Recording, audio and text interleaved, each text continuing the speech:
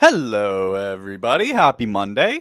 It's December I'm losing 16th. track, 16th. Thank you so 16th. much. Episode number 24 of Flamescast with yourself, Kyle, along with Neil, as always. Do you want to hear something that Frank Seravalli dropped about an hour ago? Oh, sure. Let's hear it. Sources indicate Sabres players met with owner Terry Pagula and GM Kevin Adams today in Oh, Montreal. Summary of the message: we believe in you. The solution is within the room. As they've wait, lost like wait, how many games wait, straight? wait, wait, wait, wait. So the players asked for the meeting? No. It was Terry Pagula, so the owner, and Oh, GM Kevin Adams. Kevin Adams. Oh, they orchestrated it. I thought the players did. I was like, wait, what? Pagula The answer is professed in the faith room. in Adams, rough, and apparently told players to not expect a big trade.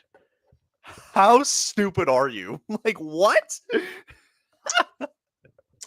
Well, I mean, look, What? I can only speak. I can only speak from somebody who experienced Lindy Ruff for the last couple of Oh, years until this year. The game has simply passed him by. There's just you're asking a dude who, while does have a very good track record for the most part, right. he never could really get it going enough in New Jersey. I don't So, think. so my question to you is this: whose fault is it really, Lindy Ruff or Kevin Adams? It's Kevin Terry Adams. Terry Pagula. Oh well, it's Terry as well No, too, it's for Terry. sure. No, and I'll tell you why. Because look, Kevin Adams was hired in a situation where you had the whole Jack Eichel, problem, and the fact of the matter is that he never had any experience in sort of like this type of role or something close to it, and Right, then he's asked to be in an ownership that like doesn't really know what they want to do, right. and they're not hiring the right people. That's the I problem. mean, I don't think Terry Pagula doesn't want to win. I think he does, and that's evidence of like look at what's happened with the Buffalo Bills. But I'll tell you why. I'll tell you the big difference. yeah. He stayed out of it and let football people do the job. Yeah. He hasn't hired the right hockey people and just let them do their job. And they're That's the not. problem. Oh yeah, he needs to let go of ownership James there. Dolan with the Knicks, he let basketball people do their job. Yeah. And as long as he don't get involved, he's good. And that's what it I, like. So in this situation, I hate to say it, I think you got a clean house. I really hate to say that, considering the Well, Sabres if we're have. talking big trade, now that you put that out there, what do you think that tells other GMs? Oh, so then It's we're open gonna season. we're good. It's open season basically, right? Yeah. Um, and I mean, like it kind of goes like bringing this back to the Flames here in terms of like ownership, right? Like Hmm. Murray Edwards has been here a long time, right? And like I was kind of thinking about it as I read that, right? And it's funny because like this team had two open windows in the last 5 to 7 years, give or take, right? Hmm. They were number one in the West not long, like a couple of years ago, and then they had that little run where they get stomped by Edmonton in the second round, but you know like they had their windows, right? And I don't want to say it's and I don't. I think they're starting to turn the corner because of the fact that this new arena is being built in Conroy and blah blah blah. Right. So like for Kevin Adams to come out and say that with Terry Bagula, oh man, like what 2030 is the next time we're gonna see Buffalo in the playoffs. I don't know. Holy I'll tell you shit. this. I'll tell you this, Kyle. Lindy Ruff got like roasted today by another team. Right. Not really, but like sort of. So, uh, the Devils had a the Devils made Tom Fitzgerald, the general manager, available for media just Yes. to kind of get his thoughts on like the year and everything. And they asked him some of the things of like, what is the difference between like last year and like this year with like Sheldon Keefe? This is what Tom Fitzgerald said. I will There's read it to you. none. Quote. This no, and I'll tell you. I'll tell you. Okay. He Okay. goes, Fitzgerald on winning culture. Quote, it starts with Sheldon and how aligned he is with me. How we practice, details, meetings, systems, the standard. Anything less is unacceptable. It starts with your head coach. He goes on to say, we're winning games the right way, defending first and letting the offense take care of itself. Can't complain about being 20-10. That is Lindy Ruff getting destroyed, not like, in my opinion. Right. But maybe I'm reading too far into it. Maybe I'm just being petty because I wasn't a Lindy Ruff fan. But like that's what I'm saying. Like the Devils' problem to me with Lindy, Yes. regardless of the fact that the goaltending was terrible, is the fact that defensively they were awful. They were Right. so bad. And yeah, Right. their offense was scoring a lot, but their defense couldn't stop anything. Right. So fast forward to this year, everybody's talking about the Devils have stingy defense. They're giving up 1 to 2 goals a game. They're blocking shots. They're being physical.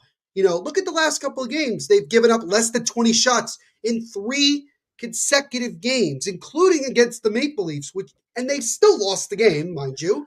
They were But up in that game too. they were up in that game. But like what I'm saying is that look at what's happening in Buffalo right now. They're all over the place. They're a mess from top to bottom. And if you are Thompson, how do you not want to get the hell out of here? If you're not Darlene, if you're not like some of these younger guys, if you're not Dylan Cousins too, Peyton Krebs, who's been there a while. I just wanted to read you this little excerpt here. So Adams has been GM since June 2020. I remember when he got hired. And it's like, I'm not knocking about the hiring, but it's like, buddy, it's been 4 years. What have you? They haven't done anything. They've done nothing. Right? They haven't gotten close. So last thing before we move on to, the Flames show. The Flames, because this is a Flames podcast. Last thing. Lindy Ruff after the loss on Sunday. I saw this quote. I'm almost lost for words, obviously. It's on me to solve this. This is the toughest solve I've been around. It is on me to get these guys in the right place and win a hockey game. And nobody else, just me. Lindy, it's not just you. It's not. Okay? It's the guys on the ice too. All right? You're not the one out there.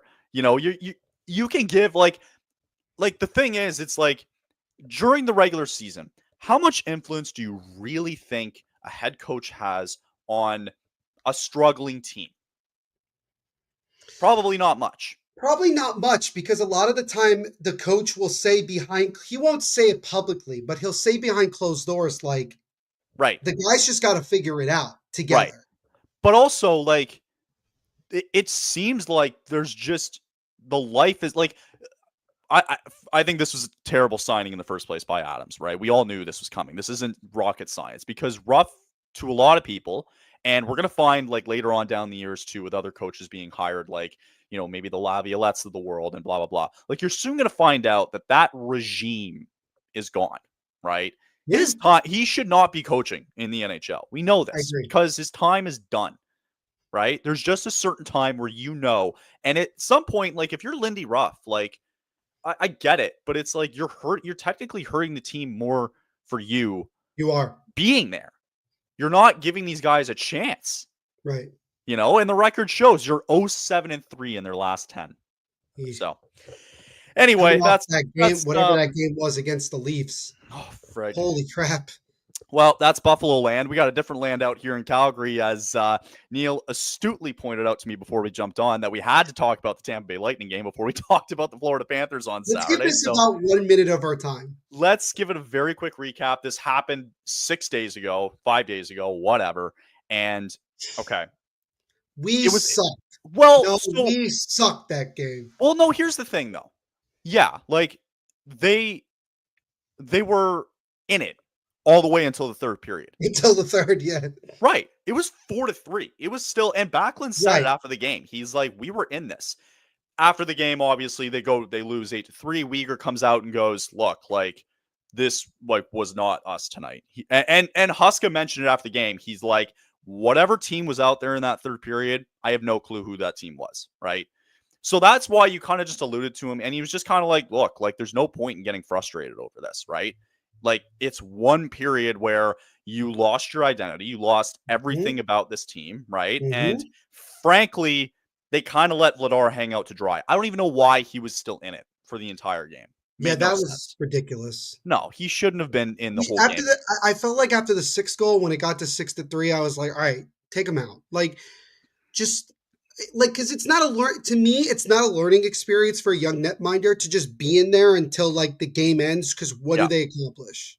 And, like, it sucks because in a lot of eyes, like, all of a sudden, like, he has 8 goals on him now in one game, and all of a sudden his save percentage drops, his goals against average drops. Yeah, So it sucks for, like, trade value purposes, but also, like, if you're a GM out there, it's like, okay, you gotta take away this one game here and then do your calculations on him, right? right. Like, that's Yeah, you're gonna get a better sample size of him, right? sure. Because the guys in front of him on Thursday night just failed him, right? Uyghur, Terrible. Ball, Anderson, list goes on, right? Um, so, it is what it is, right? But Huska tells the guys afterwards, Uyghur mentioned it too post game. It's like, we got to give our best goddamn effort on Saturday with Cup champs coming to town. And they did it And that's again. exactly what they did. So it's like a complete, a complete 180 of what this team was. They went from having the worst period of their season on Thursday to having the most. This is right up there with the Devils game back in early It's November. deja vu all over again. It's complete deja vu, Again, right? you were saying it, right, for the Devils game. Need to have their best effort. And then After the Utah loss, sorry. right, after the Utah loss. And then after this game against Tampa, oh, they're talking about we need to have our best effort. And they do it again. Why don't they just say that after every game?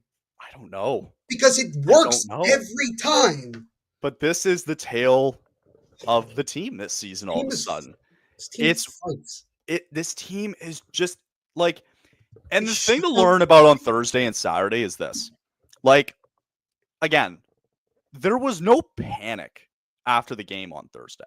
There was no, like, okay, like, we were still in the game. We just had our worst period of the year, period, right? And simply gave up in front of him, Right. right? And all of a sudden, it just washed away. They said, whatever, we're going to move on, right? And we're going to look ahead to Saturday. And Yeah. Saturday was the most complete game alongside the game they had against the Devils this season up to this point. Wolf was Yeah. I sensational. agree. Couple of quick points that I had for this game. Again, whatever Thursday was, Saturday was the exact opposite. Dustin Wolf was exceptional in net. He turned away all 32 shots he faced. He quoted afterwards too, or excuse me, Blake Coleman quoted afterwards. We just beat the Cup champs, so it shows we've got some fight in this group and some punch in us, and we've said it all year. If we play this year, excuse me, we can beat. If we can play the way that we did on Saturday against for the rest of the year, we can beat anybody, and we feel very confident in that. Blake Coleman. There you go. So I have a couple of notes afterwards, but I wanted to get into the stats real quick because there's not a lot to show in terms of, you got all 3 goals right here, right? Panthers outshot the Flames on Saturday, but and even the faceoff percentage too was horrific again. But that's not the thing that really stands out to me here, Neil. The one thing that did was the Panthers gave away they had 21 giveaways Yeah, it's a on lot. Saturday. One of those giveaways was right at the very beginning where Nazem Kadri makes another highlight reel goal after what acrobatic crap he did on Thursday, Right. which we forgot about.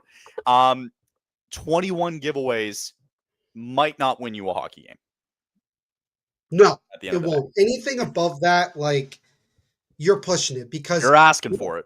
what I saw from the Flames more than anything was whenever the Panthers made a mistake, the Flames pounced on it in one way or another, whether it was like a Nazem Kadri goal or just creating an opportunity in the offensive zone. Mhm. It seemed like to me the Panthers were just playing lazy hockey that game.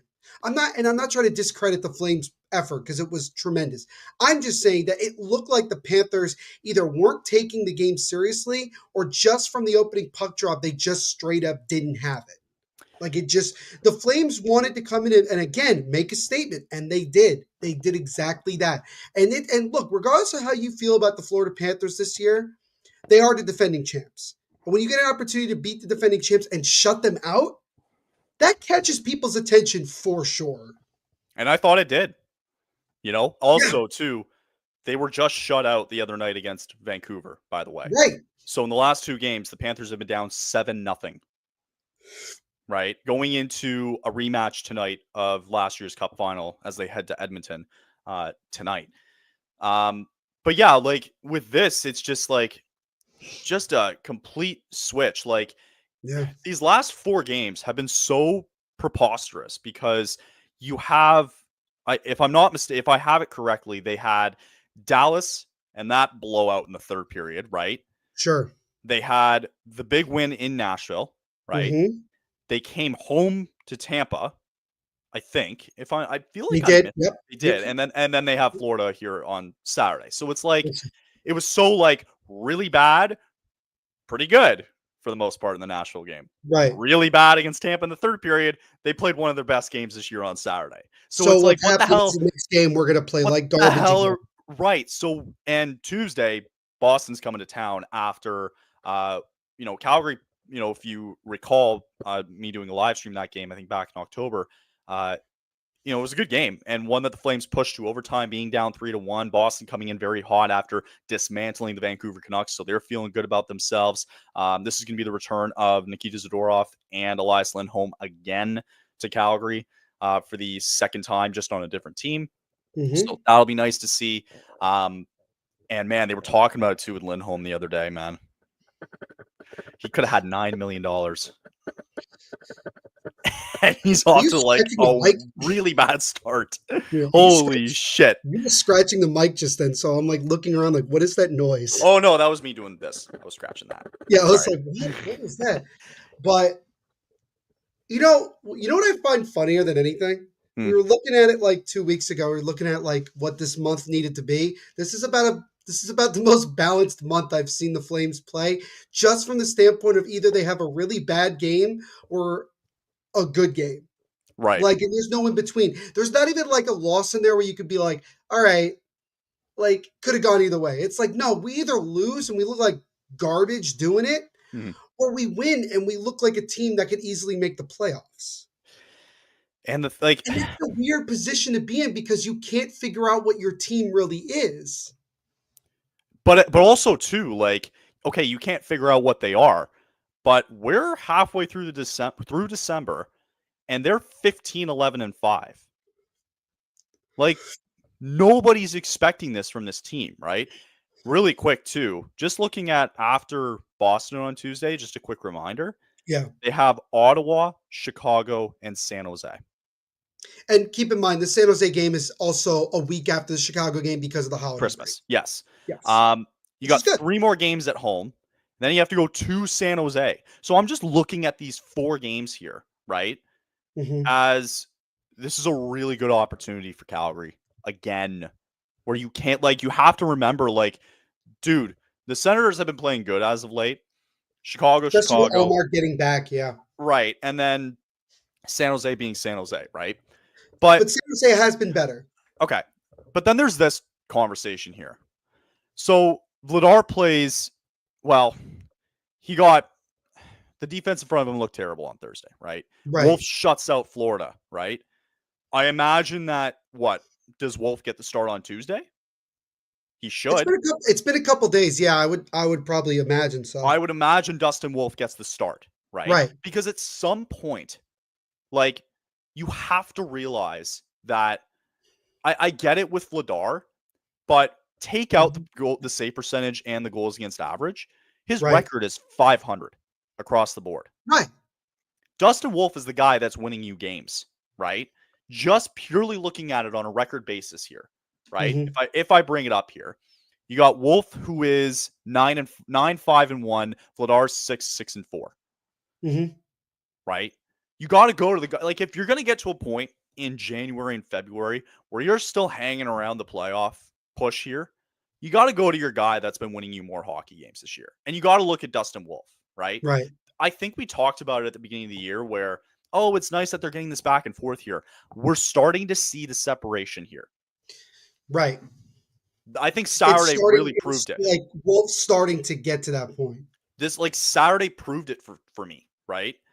And especially with, like, look, if Vladar starts on Tuesday, fine.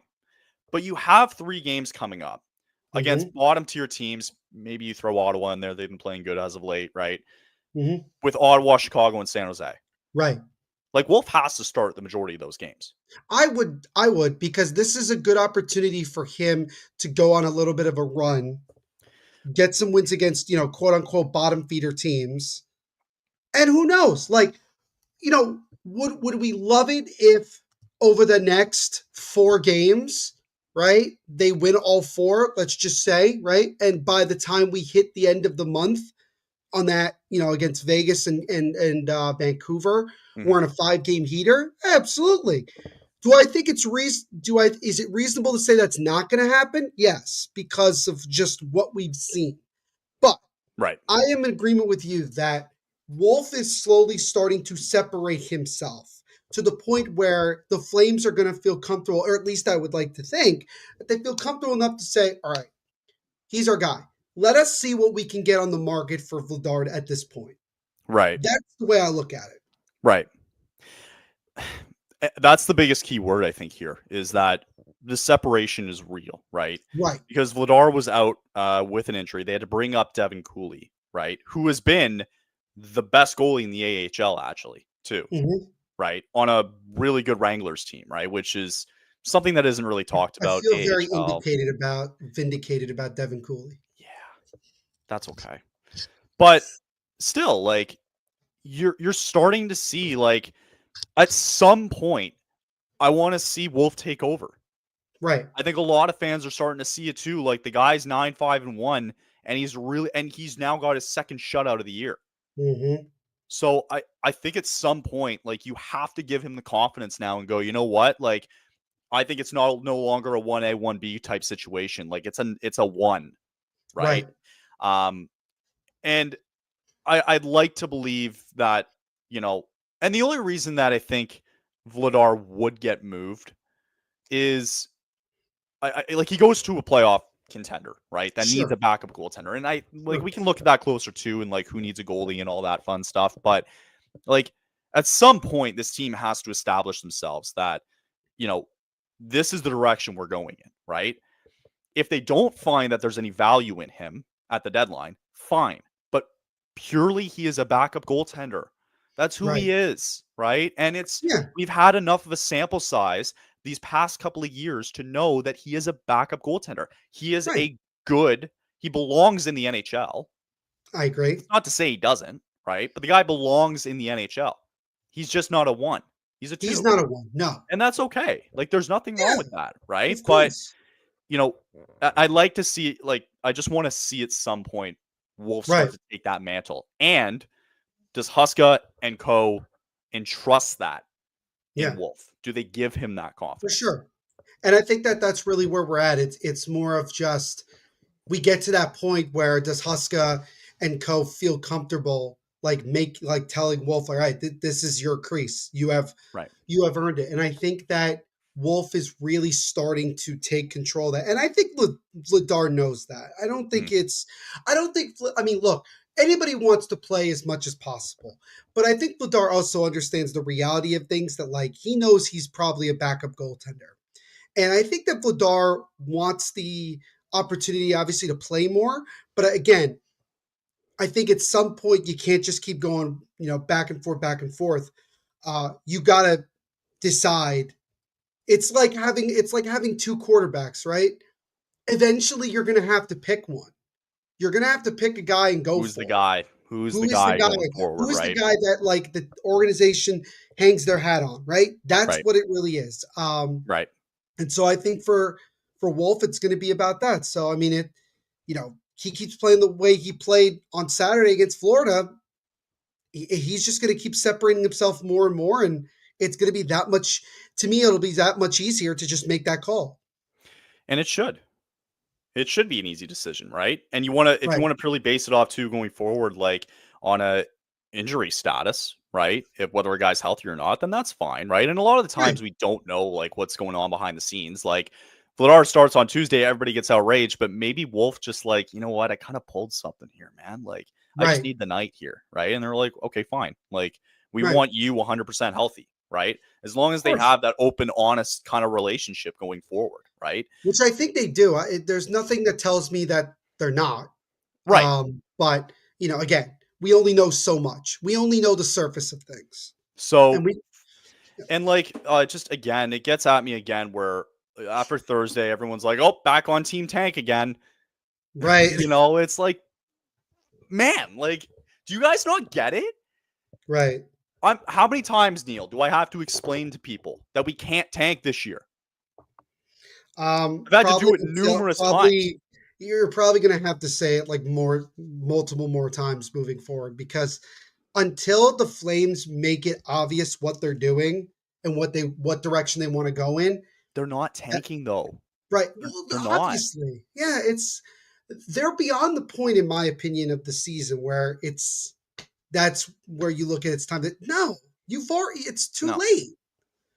But So you like, might as well, right? You might as well have the attitude of let's just see what happens this and is go a from there. good, but like, would you rather this? You're getting more like, before the season began, we'll bring Buffalo back into this conversation, Right.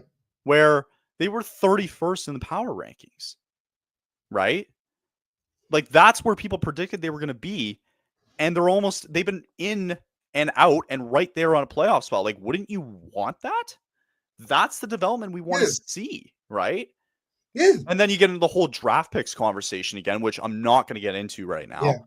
But I'd want it screw Team Tank. It's ridiculous that like people want to think it's like, I understand on any normal year, I got it. Right. But this isn't a Right. normal year for this team in No, terms it's of not. draft picks, right? It's No. not. It's, if anything, this is the best thing to have, right? Because you can lose it this year, whatever, and you can keep next year. Because if for some reason it goes off the rails, you have your pick to hang your hat on, right? And you're still Right. in the plan of this long-term Sure. plan that we're on, this long-term Yes. journey that we're on. Without So question. anyway, great win though on Saturday, just to kind of wrap that up. Really great response. Now you're into the last 3 games of your homestand here before the Christmas break, and you want to get into the holidays just on a good note, and they've kind of already done that. It'd just be nice to see here in these next 3 games at home with Boston, Ottawa, and Chicago coming up. Right. I think 2 is not crazy. No. 2 wins would be great. Watch us like beat the Bruins, but like lose to Chicago or something. Oh, it'll be something stupid like that. We know it, right? We were talking about, remember we were talking about like, oh, like, we probably won't win the Ottawa game. And I think we were right about that. I think they ended up losing the Ottawa game They lost. Yeah, they lost yeah. that one. And we were like, see, that's exactly what we're talking about. Like, you would think that it's a winnable game, but it's not. Like, people look at the schedule based on your own team and you'll think, oh, well, this is a winnable game. This is a winnable game. And it's like, on paper, sure. But Sure. like in the game itself, you don't know what could happen. Right. You don't know. I did not have on my bingo card Flames in the middle of December are going to shut out the Florida Panthers. No, No, didn't not have at it. all. And even like, I'll pull it up real quick because I seemingly do this like every other show now with the Mm-hmm. standings, right? But it's important because of where they are, right? We'll look at Right. it real quick and then we'll do a quick commercial break. But just purely looking at it, I'm waiting for someone. I don't know who it is We're yet, and still it might waiting be on it. us. And it might be us. I don't know, right? But I'm waiting for the fall, right? So right now tied with Vancouver. Vancouver 2 games in hand. Vancouver plays Colorado next. I don't know if it's tonight. I think Right. it's tomorrow night, but they play each other next coming up. Mm-hmm. Um, Utah being there, we're still, they're 2 points back or whatever. They're still kind of hanging around. I don't expect Utah to really still maybe be in the conversation down the road. We'll see how it goes. I don't know. But again, like I'm still looking at this and I'm still looking at LA, right? LA seems like the logical choice of a fall off. And I get it because they're 8-2. They've been 8-2 in their last 10 games, Yeah. right? They just had a 6-game winning streak prior to Saturday's loss to the Devils. Right. But you're And only they 4 points. dominated the Rangers. That'd be great. The Rangers have been awful, but they dominated the They Rangers beat the on living crap out of Saturday. them. They They beat the crap out of kicked them, their ass. right? And the What Rangers are just what hasn't happened yet is the Kings have played 1 game against Calgary, right? They haven't played a lot of divisional games. no. Nobody's really played a lot of divisional games, right? For Calgary, it's been 1 game against Utah. You played twice against Edmonton and Vancouver. And then you had the Golden Knights and the Kings once, right? So a lot of these meaningful divisional games haven't necessarily come into fruition yet. Right. So to be only 4 points back of LA, that's my benchmark. That's when I don't care about the rest of the teams. That's what the one I'm looking at because I'm Sure. waiting for the fall off. Right. Yeah. And even Colorado, like, I don't know. What do you think about the goalies they acquired in Blackwood and Wedgwood? Um, acquiring Blackwood, I felt like was pretty good because even on a bad Sharks team, I feel like Blackwood over the last season and change, he's actually been very good. Right. Win-loss record aside. Um, so I think him being with a team that plays better defensively and just a better team overall, I think that he'll be okay. Wedgwood, kind of a weird situation. I mean, granted, he's 3-1-0 so far in his 4 starts with Colorado since they acquired him. Um, he's also like very similar to Vladard. He's a backup. That's what he is. He's not a starter. And shoot, they put him out there against the Devils, and they ended up shutting out the Devils in New Jersey. I mean, Right. it's like they were definitely a team that needed just better goal. They didn't need elite goaltending. They just needed better goaltending than what they were getting, Right. and that's exactly what they did. So good on them that they did that. And so I think they have a pretty solid tandem that's also not costing. If you look at it financially, I think they're paying the least of any team in the NHL in terms of goaltending. But does that, like, it's been coming from McKinnon and Rantanen, right? Correct. And that's where you say to yourself, how long does this stretch with Wedgwood and Blackwood continue? Is it going to be Also, like this moving forward? Like, who knows? it's a little Okay, funny. you're going to bring up the Wood thing, aren't you? Just seeing it now, it's a little funny, like with the Flames being minus 11 goal differential, and then you think about what happened on Thursday. You take out those 8 goals, When and you they're at think about minus. it, you're right. Exactly. Like, It's it's so funny. what I love is it's just like goals for is 84 and we have 5. Geez, and then you look at all of the teams either below or ahead of the Flames and just the wild card, Sure, let's take a and peek. look at the home record difference. Oh, it's Just wild. look at that. Oh, it's crazy. If you flipped from 4-7-4 and let's say we were 7-4-4, Sure. we'd be way at the top. Right. That's the difference. Oh, 100%. They have to going into the new year. They have to be better on the road, without a Right. question. Right. They Without have to. 100%. Without a question, you 100%. have to be better on the road Yes. because even going forward, if they're a 500 team at home, that's okay. They know, though, going into the new year, it's kind of a good thing, isn't it? It is a good thing because you've established that confidence to play at home.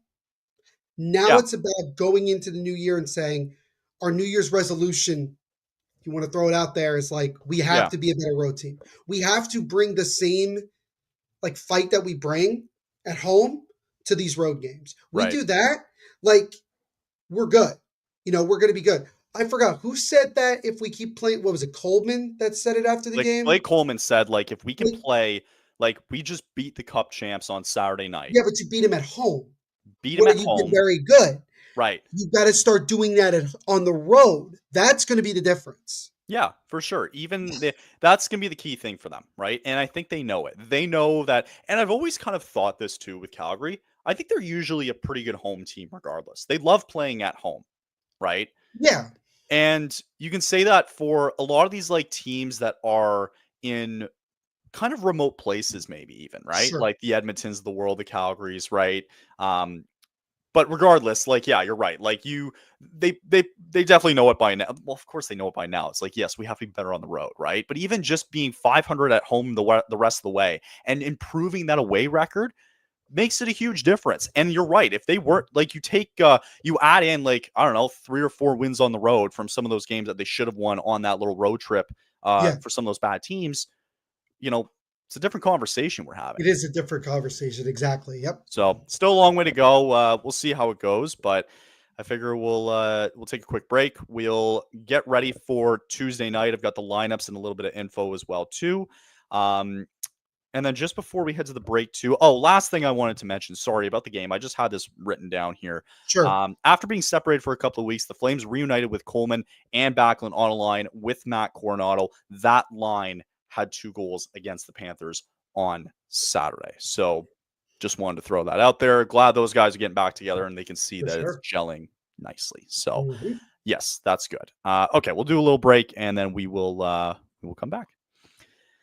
Watching our favorite NHL and NBA players is the gift that keeps on giving, and playing Pick 6 from DraftKings, an official sports betting partner of the NHL and the NBA, is a way to take a shot at even more cash prizes. You download DraftKings Pick 6 app now and select 2 or more players and choose if they'll have more or less of a stat. Pick 6 is available in most states, including Canada as well too, and in most provinces. And speaking of gifts, new Pick 6 customers play $5 and get $50 in Pick 6 credits. You can download the DraftKings Pick 6 app now and use code THPN. That's code THPN for new customers to play $5 and get $50 in Pick 6 credits. Happy holidays from DraftKings Pick 6. The crown is yours. Also still sponsored by Game Time, of course. Still looking forward to February coming around the corner. I know Neil's gone to a lot of games already too in New Jersey himself. Went to a Giants game yesterday. I don't want to talk about it. And the Giants game, but I bet the seats are great. Oh yeah, seats were great. Seats, see, I told you. Game Time also has this new feature, by the way, called Game Time Picks. Game Time Picks filters out the fluff to show you only incredible deals on great seats, so you don't have to waste time searching through thousands of tickets. Game Time Picks also makes it curated to make it easier to save more on sports, concerts, comedy, theater, and more. Its all-in pricing feature allows you to have the total up front with no surprise fees at checkout, and you get a panoramic view from your seat in the app before you buy. You get the lowest price guarantee, or Game Time will credit you 110% of the difference. And with Game Time ticket coverage, your purchase is covered with the most flexible customer service policy in the ticketing industry. Take the guesswork out of buying tickets with Game Time Picks. You can download the Game Time app now, create an account, and use code THPN for $20 off your first purchase. Terms apply. And again, create an account, redeem code THPN for $20 off. You can download Game Time today. What time is it? It's game time. Love it. Love it. All right. So let's quickly get into Tuesday night. We mentioned some of the games coming up as well, but let's get to the first one here. The Bruins coming back into town on Tuesday. The Flames played them earlier on in the year, ended up losing in overtime to the Boston Bruins 4-3 after being down 3-1, storming back in the third period a little bit, and now they will reunite again this Tuesday. So Pat Steinberg comes out with a little bit of lineup news. With also an update that I have for you as well that's actually not mentioned on here. So Steinberg saying that Kuzmenko and Vladar are back. Kuzmenko left the ice early Monday. He did not play on Saturday, for those of you who don't remember. He was dealing with a lower body injury. He left practice early again today, still dealing with a lower body injury. It is up in the air whether or not he's going to play Tuesday night against Boston. Right. But here are the lineups. They brought back Coleman, Coronado, and Mikko Backlund as well. Kept the Huberdeau and Kadri Postacol line together. The one line that I'm starting to love now is Sharangovich, Zari, and Peltier, and people are starting to love it. Peltier had a great night on Saturday night. He finally got slotted into that top 9, and it was working really well. People were clamoring at it, screaming that he needs to not be on the fourth line, and wouldn't you know it, right? So, yeah, he's now up there with Zari and Sharangovich, Coleman with Backlund, Coronado. The usual suspects on defense. Barry now there with Miromanov. So Miromanov, I believe, who is also coming off a little bit of a day-to-day injury too. So he wasn't available Saturday against the Panthers as well. That's why you saw Hanley play with Weegar on Saturday. Ball still with Anderson, Bean, and Pahal. Still up in the air whether or not Miromanov's going to be playing is available for Tuesday against Boston. And then Vladar, and they've always put Vladar and Wolf there, but both guys were just seeing the ice. So there's not too much to say. Vladar also coming back from that injury, hence why Devin Cooley had to come back, or excuse me, he was recalled from the Wranglers. He was actually assigned today down back to the Wranglers. They also had to assign Peltier and Dewar to the Wranglers and then bring them back for waiver time purposes. So just a little cleanup work there. But this is what today looks like. Doesn't mean it's going to look like it tomorrow. Again, I just mentioned it. The one thing I'd love was Zari and Peltier being on the same line with Sharangovich. I think that could work out really well. And then hopefully Miromanov can come back. I don't like that Hanley and Weegar little line there. So he deserves a little bit better, I think, for Weegar. Thoughts? Just kind of looking at the initial lineup. Yeah, no, it's solid. Like you said, the Sharangovich, Zari, Peltier line has been really, really good. You're starting to see that chemistry, which is important, especially at this time of the year. And I think that, again, I'm liking ever since Peltier and Douay Dewar, excuse me, got recalled up. I feel like that they've jumped into the lineup and made contributions right away. I mean, they've played really, really well, and so that's good to see. And again, you mentioned Miromanov coming off of a little bit of an injury, and you have that fourth pairing just kind of working things out again. Defensive core pretty much the same, pretty much what we expected. Moving Uyghur over to that right side, and it again. I think it's just already, again, fully solid, and it looks. I mean, we're basing this off of what we're seeing. I think Wolf does get the start tomorrow. That's why I think Vladar was probably number one in practice today. But Right. obviously, things can change. We'll see. But yeah, no, Nobody overall, really knows. Yeah. no, we don't really know. And solid lineup overall. Funny how Tyson Berry, I think, is just the seventh or even the eighth D man. Like he's not put in over Hanley. You know what I mean? Unless it's purely left and right. You know what I mean? Like being on the Mhm. left side, being on the right side. Like if Bahal was out for any reason, Barry would go right into that lineup, so to speak. So, yeah, just overall though, yeah, it's good to see Zari and Peltier there being put together. They saw it working there with Coleman, Backlund, and Coronado, and something like that is like, okay, let's stick with it now. Let's see how it Sure. goes for this next little bit, right? Yeah. Kadri and Huberto, believe it or not, we didn't like the lineups, but it's been working. Huberto scored against Dallas and Nashville. Last two games, it was Kadri scoring against Tampa and that ridiculous goal. And then Saturday on the turnover against the Panthers. So, like it or not, that lineup's been working for the most part, which has been great. Lomberg back in the lineup Saturday, which is nice as well after having their third child. Congratulations. Congratulations. And then Rooney and Dewar. I mean, he's still been sensational. Still, I like to see him continue that pace, keep showing the speed, keep showing the physicality of his play. And you know what? Like, it sucks with Kuzmenko right now, but I think he has to start playing fourth line minutes going forward. Yeah, and that's where things get interesting because we were talking about earlier in the year about you know him in the organization. We're talking about a contract extension. Kuzmenko was also a guy that was in a lot of talks for as being a trade piece that the Flames might use. Sure. Right now, I mean, his value is definitely tanked Drop. a lot. Yep. Considering lack of consistent scoring, being hurt, being out of the lineup, and now maybe playing some fourth line minutes. I mean, it might. It's been a tough year. It's been a tough year for Andre Kuzmenko, and again, we're not halfway through the season yet, so there is still time, but Oh, for sure. he does need to get going. He does. And it's just that, like, with him, if they don't have to trade him in the deadline. And it's No, okay. Like, if you end up if you lose him to free agency this year, and this is the kind of pace that we're just seeing out of him, then, it's not a massive loss, right? no. You just hope But that he even with finds a way to even with guys like resurrect his that, you career. still want to try to get some value to at least be like, all right, it wasn't a Sure. total Ideally, loss. like I'd like to see, like you still want to, like you want to keep putting him and keep setting him up for success, right? You don't want to. I say that and it's like him being put on the fourth line, but it's like, man, you could provide a little bit of a spark to that fourth line. You could Yeah. you could be there with Lomberg and Rooney, who's been great on the penalty kill this year, but like you can maybe provide a little bit of a spark there or something, right? Like Mhm. even on the third line, if for some reason they are changing it around, like keep putting him with guys like Connor Zary, with guys like Coronado, Yeah, with guys like Peltier, right? Like keep putting him with those guys to try to set him up for success too, as for well. sure. So we'll see how it goes. It's going to be Yeah, a very interesting watch going yeah. forward to see, he's dealing with a lower body. I can't see him starting tomorrow night if it's like this because he did leave the ice early today, but we'll have to see what happens. So that's the kind of lineups that we saw today. We'll end up seeing. We'll definitely see what happens tomorrow with some of the lineups as well. Yeah. But yeah, I don't know. I really hope he finds a way back. Me too. I do. Me too. So World Juniors coming around the corner, and we do have some rosters to show. And I I have figured, zero expectations for the United States because this is a very interesting team.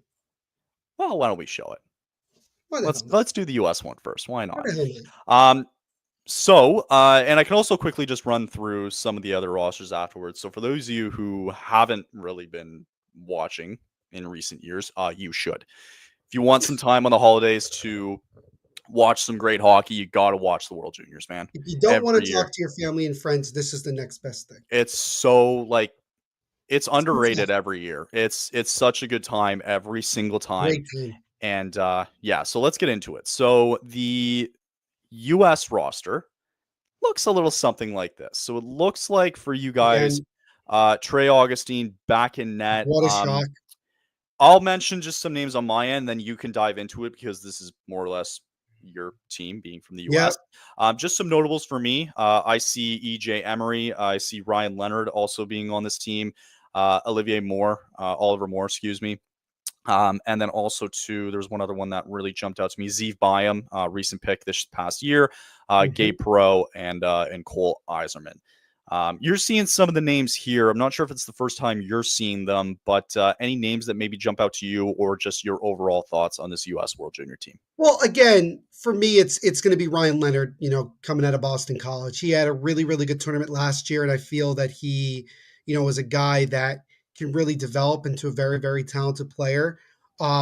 He's going to have to take on a bigger leadership role with some of the other older guys. Obviously not eligible to play anymore. Guys like him, Trey Augustine as well. What I'm really kind of curious about this year is the overall play of the defensive core because it is fairly different than what it was last year and the year before that. You have Right. a lot of guys that have not really played together that often, so that's kind of where I'm keeping my eye on it. And what really is like, what's really interesting is you look up and down this lineup and you say this is a overly heavy roster from a Okay. weight standpoint. There's a lot of guys over 200 pounds, and I don't remember the last time the USA had that many guys over 200 pounds. It's Hmm. kind of weird. But, and again, you're talking like when I say 200 pounds, like it's like either exactly 200 or like 205. Right. But I'm excited about Cole Eiserman as well. I really am Yep. because I really loved how he played last year for USA. This is a team that I think can definitely make a run. I don't know. Maybe it's because I don't know a lot of the guys as well as I did the year before. That maybe Right. that's where my expectation is. But nonetheless, I still think it's a very talented United States team. I think Zeev Byam could easily win player of the tournament. He sure can. I think he can win that for USA sure. has a long list of defensemen being the anchors, Yeah. and Cole Hudson as well, obviously.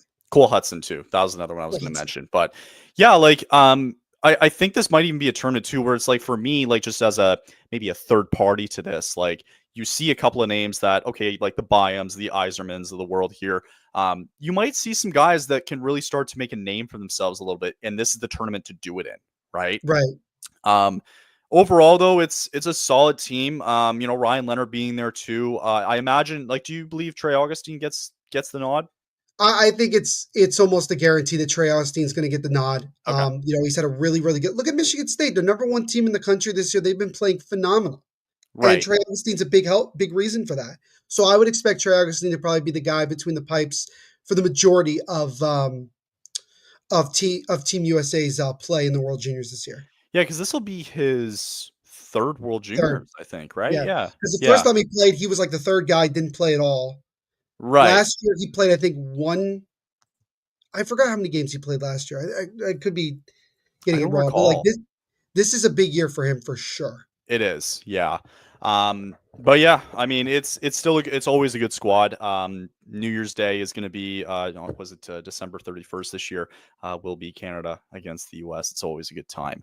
The only other time they would meet, because if the group stage goes the way that we think it's going to go, they probably wouldn't see each other again until the gold medal game, Right, if that were to take place, right? right. And we'll look at the groups afterwards, but real quick here, I'll bring up the Team Canada roster here. A lot of question marks going in because we mentioned before we jumped on when this was released, Beckett Seneca, Zane Perek, Riley Hyde, a couple of known guys, Flames prospect Zane Perek, not on the roster. Um, to me, defensively, made no sense.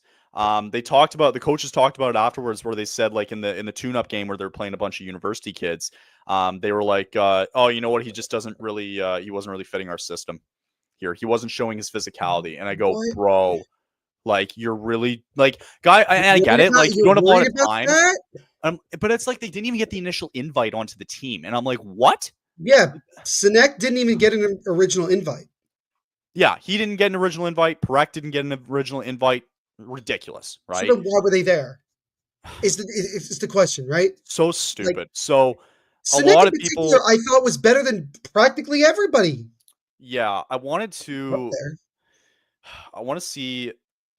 They were considered snubs, obviously. So I wanted to. Yes. I feel like there was one or two names I'm still forgetting that were snubs from the world junior roster here. So, um, but yeah, like those were some of the marquee names. Let me just bring it up real quick here, and then I'll show you like the other rosters here. Andrew Cristal was another one that was left off. Cristal was not even invited for the second straight tournament, despite leading the entire CHL in points per game this season with 51 points in 22 games. The second That's year in a row. Like it'd be that one is thing if this was the first time he got cut. Twice now. Like that's he crazy. might not ever play in World Juniors at this rate. Again, Riley Height too is another one that was mentioned that didn't make it. Yeah, 117 points last year with the Prince George bro. Cougars. What? Ridiculous. What? And he's been off to a great start this year too. So, Yeah, and again, like you're leaving off so much talent that well, could easily like I don't know. let's get to the talent. So Gavin McKenna, the projected number one overall pick coming up in the draft this year, looking to make Oh, his eighth year. is that the number one pick this year? That is the number one I'm pick. starting to like with the draft. I'm starting to like not even remember. Like I'm starting to not Same. even know the name of the guy who's going to be No, number. me too. Gavin McKenna though has been the name. I think for this year, if I'm not mistaken. Um, let's just run it through here, though. Braden Yeager, Jet Luchenko. I've watched him quite a bit. I actually just saw him play 2 weeks ago. He came up to Sudbury. For He was on Berkeley's 12th. from the Jet team. Luchenko he's a really good player, and I thought he belonged on this team. Berkeley Catton, who was drafted, Callum Callum Ritchie Ritchie. as well. Some of these guys don't even know, like Tanner Ho, like I don't know. I don't know like three quarters of this team. Cole Bodin, Honest. Easton Cowan though being a part of this team is huge. Sam Um, Dickinson. they had this guy Andrew Gibson over Zane Perek, sure. Olivier Bonk, I can They looked at understand him. They for saw 6'4" and over 200 pounds. And they were like, "Bet exactly. The other guy too that was actually a snub was Kari Yadamchuk from Ottawa. that one Yeah, made me scratch my head." yeah, a lot of scratches. But Oliver Bonk is back, which is good. Oliver Bonk, Sam Yeah. Dickinson's going to play a big role on this team. Yep. Tanner Molendijk, Sawyer Mineo, who is even that? Like that's so Who stupid the defensively. what the hell is that? Matthew Schaefer has been getting a lot of eyebrow raises. This is a kid that I think is going to be another top pick in this year's draft. Yeah, He played I really think well. he's a top 5 pick this year. I think so. And then your starting goaltender more than likely going to be Carter George Carter here. He's George, playing out of Owen Sound. Wonderbag. Yeah. So anyway, this is your kind of and then also just quickly on the staff, Brent Seabrook on the staff as well, Dave Cameron, who is going to be coaching this team. Anything stand out for you outside of the snubs that we mentioned? Like, Oliver Bonk, I really like. Last year I had a chance to cover Team Canada for the Hockey Writers. Really, really liked Oliver Bonk's game. I think he's a kid that's growing really quickly. Sam Dickinson, I love that pick for San Jose. Like Oh my God. for them to come out of the first round with Macklin Celebrini and then Sam Dickinson, they won the draft just by doing that. Yep, And they didn't have to do anything. Like they didn't have to move up or anything. They just simply got Sam Dickinson right there because several teams chose different guys over him. And then it's just like what stands out about this roster is the guys that didn't make it.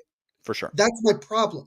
The problem is that I feel like Team Canada wants to play a certain way that I get, but at the same time, they, Don't forget, this is Dave Cameron being a head coach for this I team. know, but So like it's like, still, yeah, whatever, but man. still, it's I don't know. There's some the Sinek decision I don't like. I No. think, and then you're leaving off the top score in the CHL.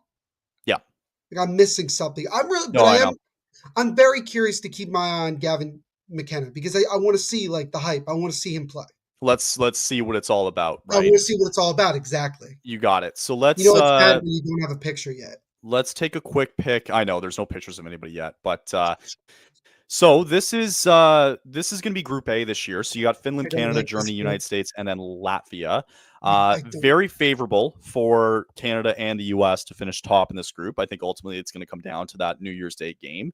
Excuse me, and then but Finland always surprises some people. There has not been a roster yet for Finland, so we don't I know think what's. USA and Canada are the only ones at the moment that have Yeah, their that's all rosters I've set. seen so far. Yeah, Anyway, but you have Finland can always surprise some people. We'll see what kind of roster they have whenever they drop it. But sure. again, a very favorable group for Canada and the US to finish 1-2, regardless. And then the interesting group here is going to be Group B this year because you For that group. have Czechia, who God. has been really good these last couple of years, The right? surprising team in the tournament the last couple of years. Surprising team. So you got Czechia, Slovakia, Sweden, Switzerland, and Kazakhstan, who moved up in the IIHF tournament pool. Who So they replaced? They placed Norway. Norway, yeah, Norway? Yeah. correct. So again, this is going to come down to three teams here. It's going to be Czechia, it's going to be Slovakia, Tough. it's going to be Sweden. This is a group Sweden should win yet again, You say that. where they're like 53-2 in round robin play, and they Right. have not shown it in knockout stages. So, just kind of looking at this like purely from a Canada US standpoint, Yeah. right? If things go right and they take care of business against Finland, just as an example, right? Who knows if that's going to be the case, right?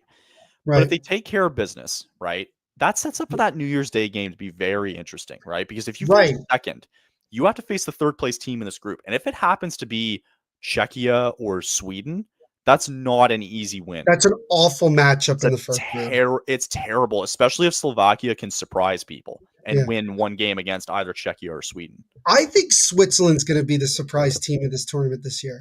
That's just my thing. That Really? I think Switzerland, goaltending wise, from like the projections that I've seen, Sure. um, they're another country that's on the rise. I Well, mean, you look at some of the talent that's come out of Switzerland over the last couple of years. right. Granted, they didn't have Well, the world's greatest tournament last year. well, I here. Yeah. There Oh, you they do have their roster. Thank They God. All do right. have a roster. I don't Yeah. notice anybody here. Most of the guys are from the National League. Right. So keep that in mind, which is also a pretty good professional league. Now, this is what I was talking about. Okay. I think you're going to end up seeing Christian Kirsch. I think it's Kirsch as the Okay. starter playing out of the USHL for Green Bay at the moment. Okay. It's a big dude. Yeah, he Like is a he big really dude. likes to produce big goaltenders. 6'4", Um, 192 pounds. That's I huge. dare you to try to say number 30's last name. Not even gonna try it. No, don't even New and try. Schwander. New Schwander, sure. But isn't it interesting, right? You have one goaltender that's playing in the United States. You have another goaltender that's playing in junior hockey in Canada. And then you have another goaltender who's playing in the under 20 of a league in, I believe that's Finland. I think so. It's That's so great. random. But like It's the very thing about random. it, yeah, but like that's what I'm saying. Like goaltending has always been a thing for Switzerland for like Right. a long time. That's going to be the thing that might surprise people is that they I'm may not gonna. score a lot. They may be in a lot of close games. Yeah. I'm Real just saying quick. that's my pick. Although in a sicko's world, I would love Kazakhstan to make it out of the group stage. I love it too. That'd be so good. I actually do have Sweden's lineup here. So Perfect. just to see here, Linus Eriksson, David Edstrom, I notice here. Otto Stenberg again for this team is Herman gonna be Troff good. is a New Jersey Devils draft pick, 6'3" forward, big Trough, kid. Axel Sandin Palika as That's well. such a great name. I think Alex Junior Hertig is a Axel, Flames prospect there. Axel, Tom Tom Willander as Willander. well. And then goaltending wise, I think it's They have three M's. Melvin Strahl. I think, They have three M's. yeah, Holy Melvin, crap! Marcus, How and did that Melvin. happen? They have Marcus Melvin Melker. Yeah. And then I think Czechia had their. I wanted to see Czechia's real quick before we head out because I think they have their roster on here. They do, They yes. do. Edward Sala, one that I think has become familiar. He's actually in Coachella now I for think the he's in Coachella. Nice.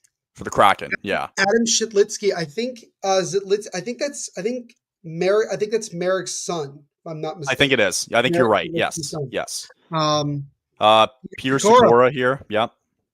Peter We all Sikora know. is another one that stood out. It's not Who's the by the way, that's not Peter Sikora. That's not his son. That's a different no. Sikora. Adam Yurchek is gonna be another one to watch Jakub for. Dvorak, Jakub Dvorak too team as in well. Ontario. Yep. And then goaltending wise, it's gonna be I think it's Jan Coven here. Okay.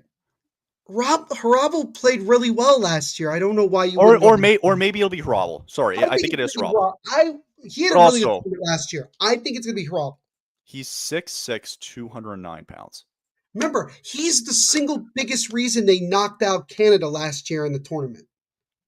Yeah, I because think yeah, they did beat Canada in the quarters last year. Yeah, that's right. because Harabel had an unreal game. That's right. Yeah, they did And knock he's them out. 6'6", He's huge. Guy's and a he's not man. even drafted yet. Somebody's gonna draft him. I'm just telling you. He'll get drafted for The sure. World Juniors is also perfect for young players who are trying to get drafted to showcase themselves on an international stage. Because every team in the NHL has scouts that go to the World Juniors every year Yep. to watch. Totally. So, Whether they've been drafted or not, it doesn't matter, right? Yeah, so that's coming up around the corner. I'll be doing a World Junior. I'll be doing Canada Finland for that one. Dylan's going to be doing. I think he's going to be doing the Canada USA game. USA game. We already Yep. talked about that one. And then we'll be for sure doing the knockout stages and gold medal games and all that stuff too. It's gonna be a lot of fun. Quick prediction? I mean, I'll go USA gold. I'll go Czechia bronze, and Czechia silver, and I'll go Canada bronze. I feel like the way that this is lined up, I think it's going to be a Canada-US final this year. I don't know why. Fair enough. Like I don't know. Like it just feels like it could go that way. For Canada, it's just I'm a They stickler. They could get goalied again though. Who knows? I just right? don't, because like the thing is, like, you have so many random. I don't mean to say this disrespectfully. You have so many random guys on Canada. I do not know what this team can be. Well, we're gonna find out. We are going to find out, aren't we? I like the U.S. roster more than I do the Canadian roster. I think the U.S. find a way to win gold here in Ottawa, where it's being played this year. I think Canada is runners up, and then I agree. Actually, I think Czechia is going to get bronze. I like Czechia a lot. So do they use the international ice if it's playing in Canada or no? No, they'll only do it if they're going. They'll only do it if they're playing in Europe. To be fair, like last year, because last year was in Sweden. Yeah, last year it was in Sweden, so they're going to play where the Sens play, and then they're also going to play where the Ottawa 67s play. As well. Right. Yeah, that should be a lot of fun. It's going to be interesting to see a lot of these European players who maybe haven't played in North America yet to come over and play on a smaller ice. I love it. I don't know if I'm not trying to sound biased either, but I love it when it's being played in North America, specifically more in Canada, just because I feel like they show up. They do. They showed up in Buffalo too, mind you, because they're close to the border. But like, yeah, I just feel like I wonder where next they're going to do in the U.S. though. You know, they should do it like someplace they've never done before. Yeah, they got to do it somewhere like Boston. Popular. Yeah, like they got to do it in Boston or something like that. Like in New York would be fun. I would say like playing in MSG. Like I know how hard it might be because MSG's getting shit all the time. Sure. Like, can you imagine like maybe like North America, maybe like New York, New Jersey, right? So you have like, let's say you could do games at like the Prudential Center, although I don't know how many people would go to Newark for a World Juniors game, but you could do like New York, maybe you could do Detroit. Yeah. Detroit would be a good one. Yeah. Could be a good one. Yeah. Cool. All right. Well, that's going to wrap it up today. Be back at it again Thursday. We'll also be back at it again Monday. And then for Boxing Day, I'm taking the day off for that one. I don't, because Boxing Day doesn't exist where I'm from. Okay. Well, if you want to do it, then be my guest, but I won't be available for it. So the only day we won't be doing this will be Boxing Day. So we'll be back at it again. If you're an American, all games will be on NHL Network. If you are in Canada, all games on TSN. Yeah, you got her. No Sportsnet doesn't get any. Good. Is that a legal thing? I think it's just for ownership wise, network ownership. They kept the World Juniors. Yeah. But Bell is starting to sell stock, and TSN might not be a thing in the next couple of years. Was it going to be Bell So Network? no, like Bell's selling their stock because they're staying out of the Oh, sports media industry now. They're going back into like telecommunications, whatever. But whatever. yeah, it's it might not be TSN for the next Is that year, another reason to blame Trudeau for everything? Another probably, reason? Probably. probably. Yeah, you know what? I haven't even seen if he because it was supposed to be announced this afternoon that he was going to resign. Trudeau. Yes. Interesting. Let me. I got a quick second here to see. Nope, nothing yet. I'm trying to look. Yeah, I mean, the Damn. earliest thing is I just have it just Canada's Yep. deputy prime minister resigns in blow to Trudeau's hold on power. You know it's bad when American newspapers are writing about it. I saw a clip where it Like, was like the one guy on Trudeau's side, and he was like he's in the housing and labor department, right, sure. or something like that. And Yeah, he comes up, he's like, in a time where the other side is looking for a leader, right? And it's like, buddy, you just lost your like people who you're are screwed. resigning, and people are resigning left, right, and center here. Like, what are we doing? Yeah, you're not convincing anybody of that. Anyway, that'll wrap it up. We'll be back again Thursday, recapping the Bruins game on Tuesday, and we'll get you set for Ottawa on Thursday. Happy Monday, and hope you all have a good rest of the week, and we'll catch you all again on Thursday. Later.